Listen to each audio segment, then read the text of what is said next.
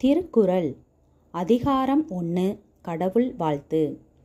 அகர முதல எழுத்தெல்லாம் ஆதி பகவன் முதற்றே உலகு. விளக்கம். எழுத்துக்கள் எல்லாம் ஆ என்னும் எழுத்தை முதலாக கொண்டுள்ளன. அதுபோல உலகத்தில் உள்ள உயிர்கள் எல்லாம் கடவுளை முதலாக கொண்டுள்ளன.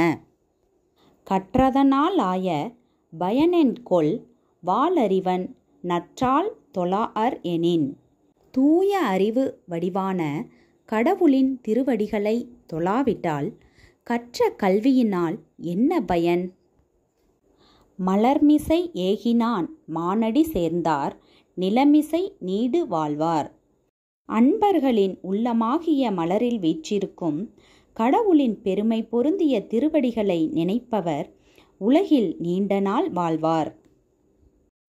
வேண்டுதல் வேண்டாமை இலானடி சேர்ந்தார்க்கு யாண்டும் இடும்பை இல. விருப்பு வெறுப்பு இல்லாத கடவுளின் திருவடிகளை நினைப்பவருக்கு ஒரு பொழுதும் துன்பம் இல்லை. இருள்சேர் இருவினையும் சேரா இறைவன் பொருள்சேர் புகழ் புரிந்தார் மாட்டு. கடவுளின் உண்மை புகழை விரும்பியவரிடம் அறியாமையால் வரும் இன்பமும் துன்பமும் வந்து சேராது.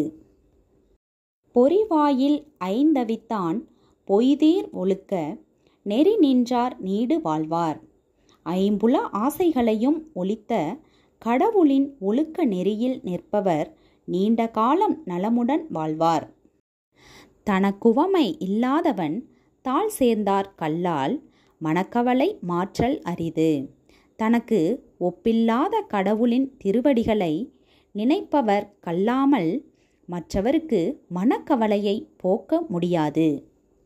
அறவாளி அந்தணன் தாழ் சேர்ந்தார் கல்லால் பிறவாளி நீத்தல் அரிது.